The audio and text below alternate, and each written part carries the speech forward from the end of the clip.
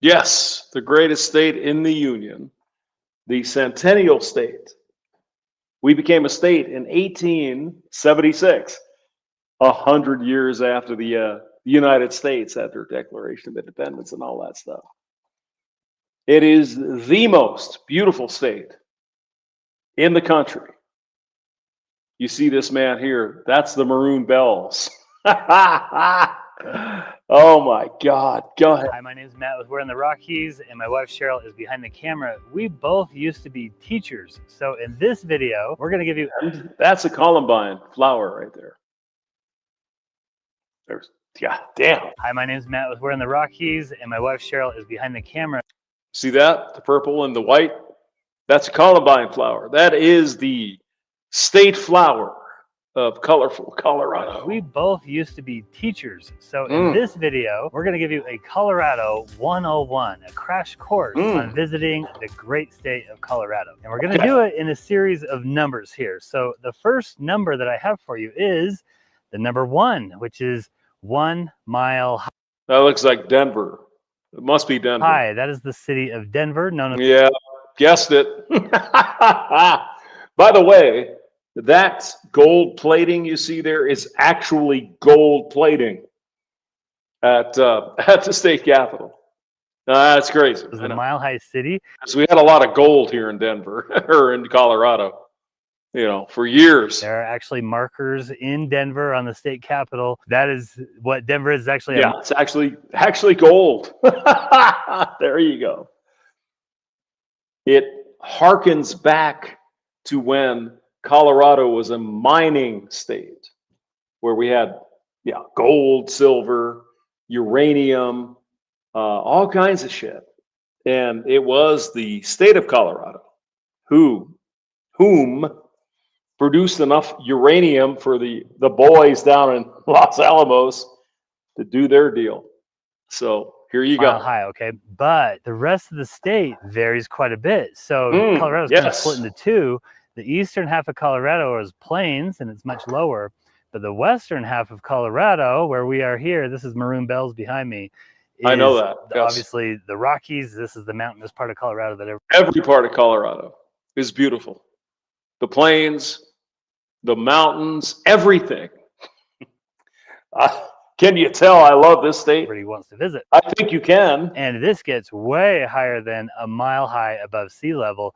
In fact, right now we are at around 9,000 feet above sea level, I believe, which is twice the height of where I live. So this is kind of crazy. So got to be aware of nosebleeds here when you visit Colorado. Yes, and you're going to run out of breath because that's what you do.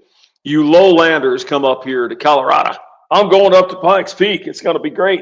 And you can't breathe because you're not used to it. But that's all right. Go ahead. Literally, my son got a nosebleed today. And I saw another kid over in the restroom that had a nosebleed today. So it's kind of a real thing. Okay, the next number to know is the number 14, as in 14er. This is a term you need to know if you visit Colorado because they are very proud of their 14er mountain peaks. That is correct. And me and a friend of mine went to Cabela's at I-25 and 470. And they had a model, I guess, of the mountain goats here. Those fucking things are big.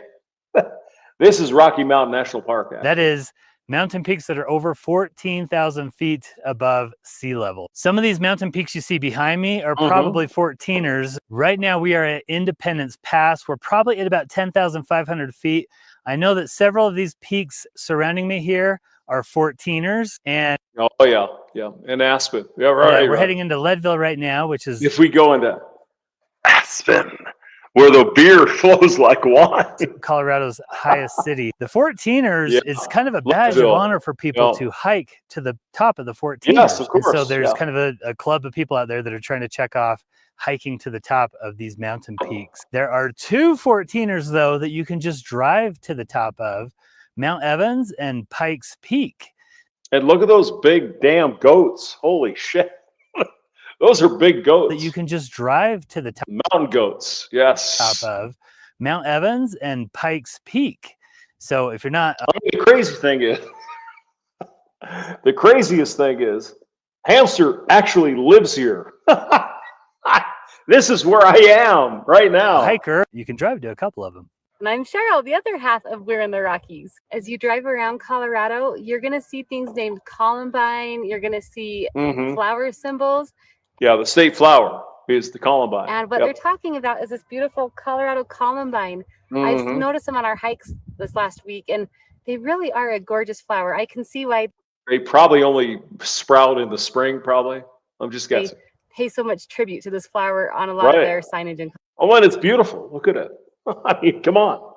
It's purple.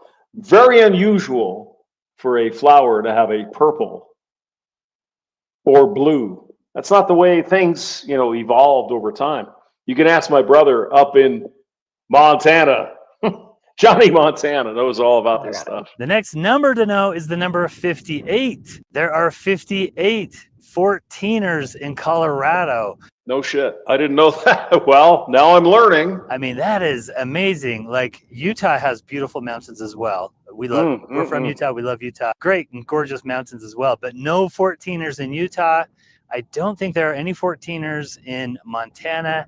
Now, the thing is, when you get above like 12 or 13,000 feet, no plants grow, right? There's no trees, there's nothing. You just got baldy mountains, like Pikes Peak. You get above a certain, the trees don't grow. And that's part of the fun, isn't it? I can't remember Idaho, and I think Washington has some 14ers, but Colorado has the second tallest peak in the lower 48 states. It might be that one over there. I'm actually not sure, but Mount Elbert. I know we're going into Leadville, and we'll be able to see Mount Elbert from Leadville. So it might just be on the other side right there. But anyway, Colorado has the second tallest mountain peak in the lower 48 states, 58 14ers, which tells you something about how high Colorado actually is. Yep. No pun intended. The shoulder trick shots are hard. Saving money on car insurance. Oh, yeah. Okay, the next number to know is the number 59. Why the number 59? For the 59ers. You may be familiar with the football team, the 49ers, named after the 49ers of 1849 that went to San Francisco for that big gold rush. Lesser known, however, is the 59ers. In 1859, gold was struck in Denver, and the 59ers came to Colorado. The 1859 Colorado gold rush is what really helped to start to fill in the rock. I love that. Can I play it? Oh, I can't play it.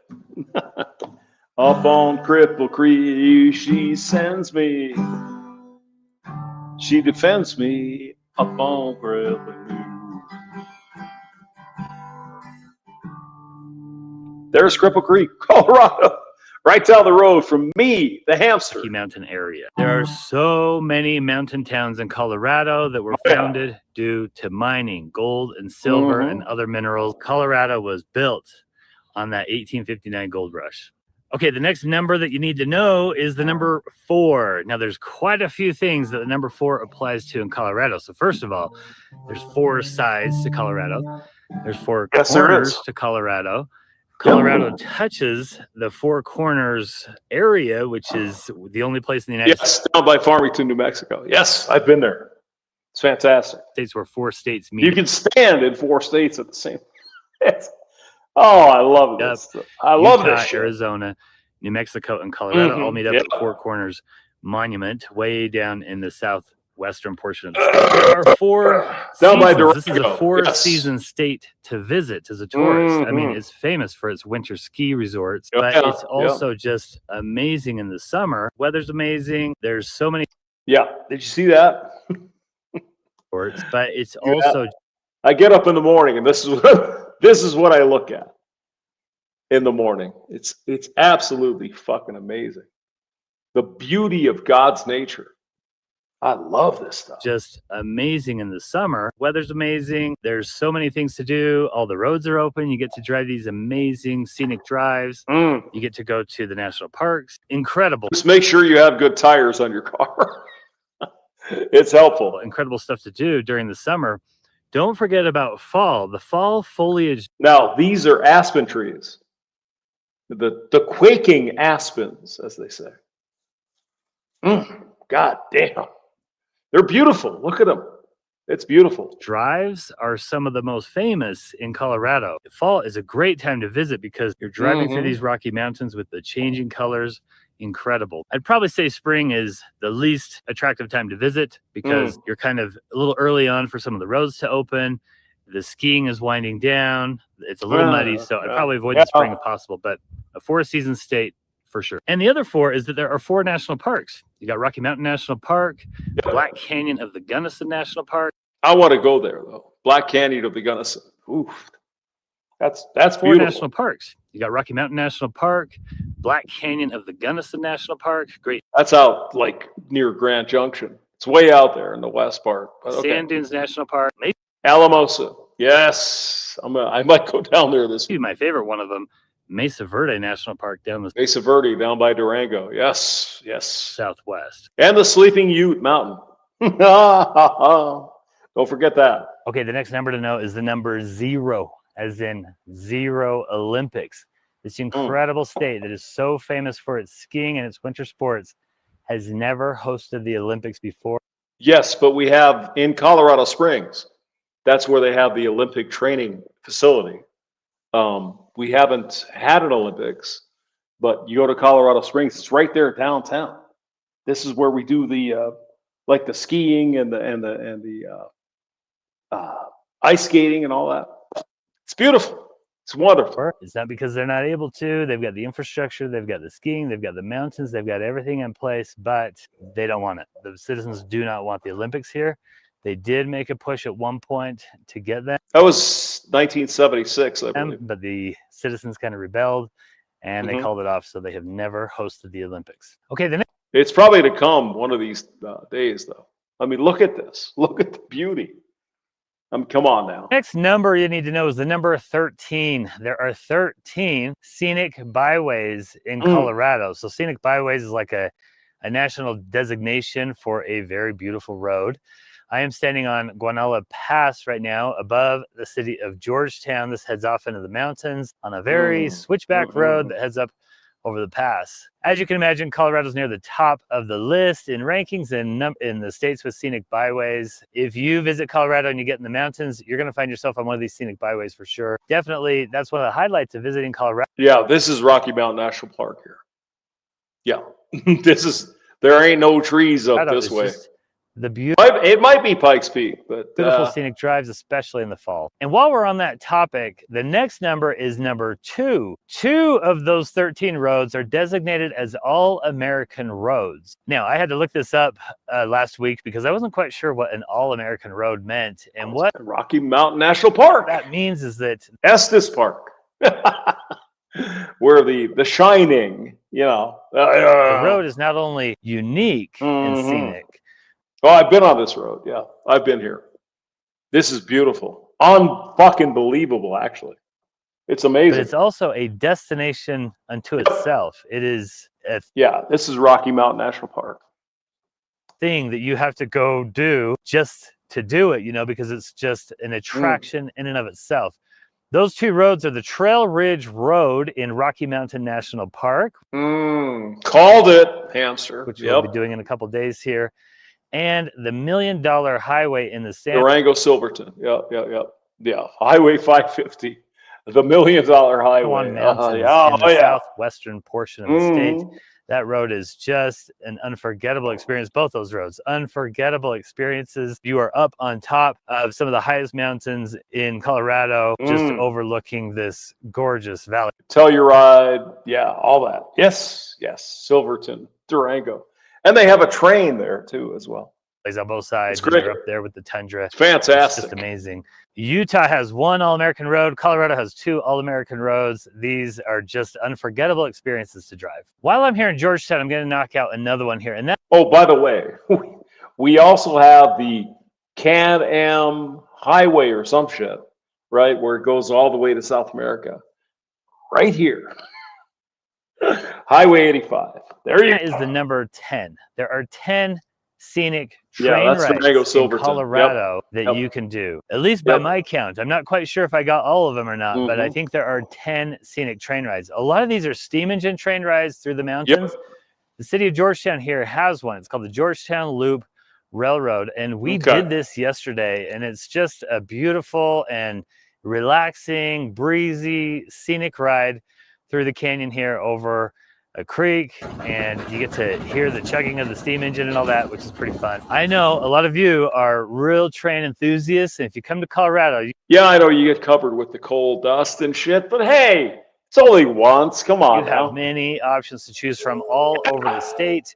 Some of the more famous ones are the Durango to Silverton train. Leadville train is up the road here. We were actually debating between the Leadville train. When the hamster was in Durango a few years ago, hamster didn't have enough money to get on the fucking train. God damn it.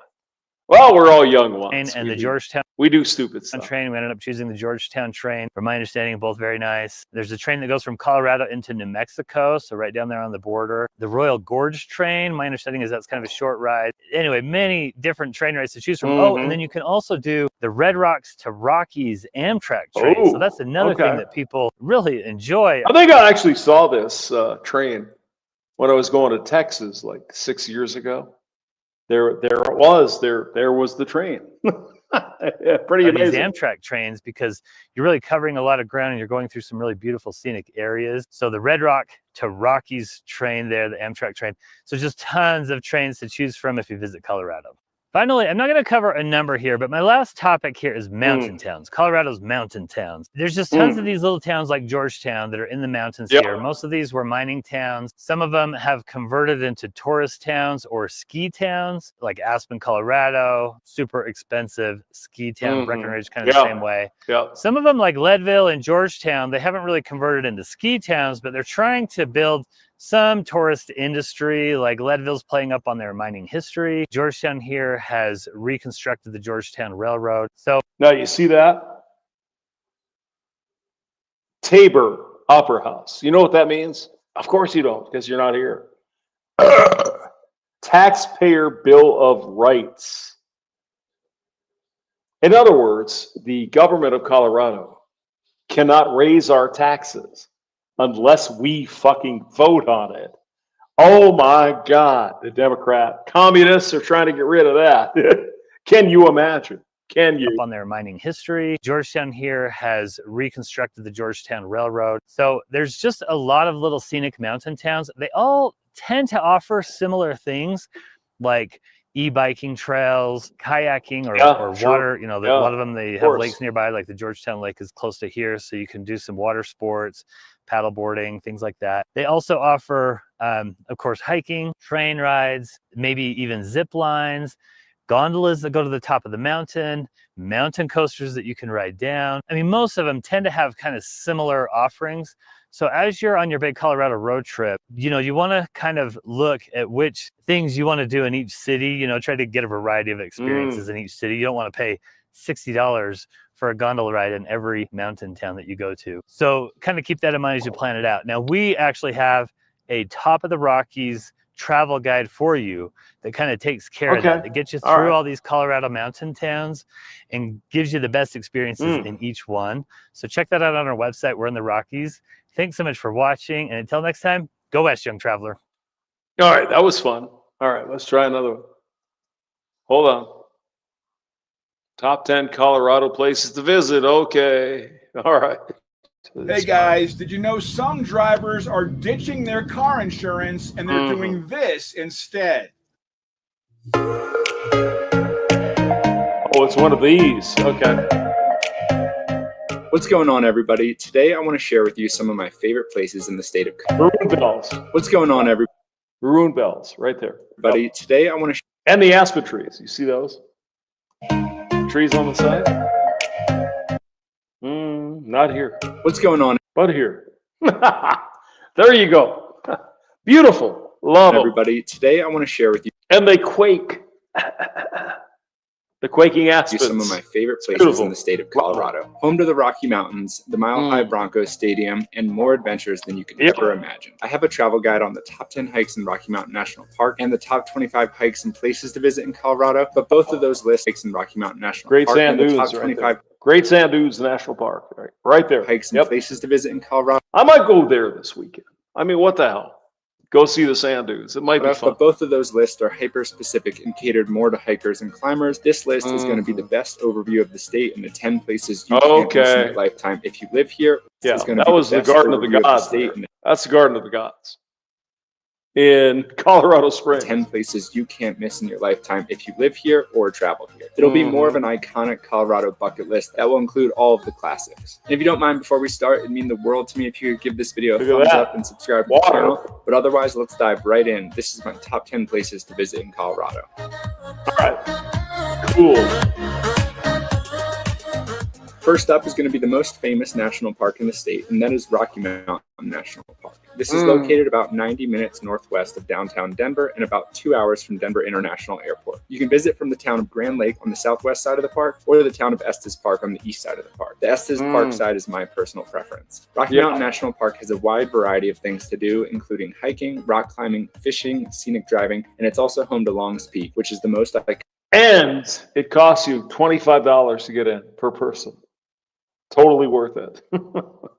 Totally worth it. Iconic 14,000-foot mountain in the state. It is one of 58 14ers, but it's the only one in the national park. If you're looking for some easy roadside accessible spots or places that don't involve hiking, you should check out Lily Lake, Bear Lake, and Trail Ridge Road. Trail Ridge Road is actually the highest continuous paved road in all of North America, topping out at 12,183 feet above sea level. And if you're looking for some easy hikes, you can check out Mills Lake, Dream Lake, and Emerald Lake. And then if you're looking for some big adventures and full day outings, you should consider Lake Hialeah, Chasm Lake, Sky Pond, Hallett Peak, and Long's Peak 14er via the Keyhole hiking route. More details on this park can be found on my top 10 Rocky Mountain National Park hikes video, and that'll include a lot more hyper-specific details with trail specs and everything else you need to know for these hikes. Next up is going to be both Telluride and Ouray, which are arguably the most beautiful towns in the state. It's hard to pick just one. Geographically, the towns are around 10 miles away from each other, but due to the roads and mountains between, the drive between them is about 1 hour. For Telluride, there's one road in and one road out, and Ouray sits at the base of the $1 Million Highway Drive, so the views will be never ending. Telluride is a great place for skiing and snowboarding, and in the summer, there's a handful of awesome hikes to do, including the iconic Kroger Via Ferrata with beautiful views of Bridal Veil Falls. As for Ouray, year-round, I'm not a skier. I guess I have to learn. Yeah. Put this fat carcass down on the skis and all that shit. It's paradise. It's dubbed the Switzerland of America because you are surrounded by Rocky Mountains in every single direction. Ouray has great hikes, waterfalls, slot canyons, some 14ers, beautiful off-road trails, a Via Ferrata, and some of the most famous ice climbing in the country. There's a never-ending amount of things to do in both of these towns, and they are amazing year-round. Ouray, yes, it's great. At number 3, we have the Royal Gorge. This is going to be one of the most family-friendly locations on this list.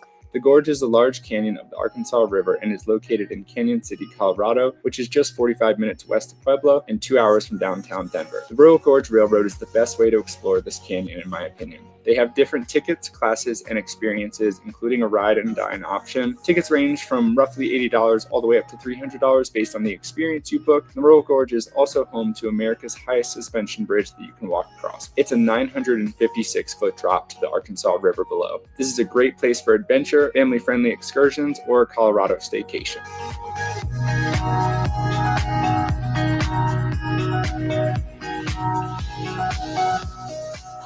At number 4, we have Great Sand Dunes National Park, which is arguably the best sand dunes in the country. The visitor center sits at an elevation of 8,170 feet above sea level, making the dunes sit at a very high altitude. Let's be honest, hiking on deep, soft sand is miserable. Yeah, the San Juan Mountains. Yep.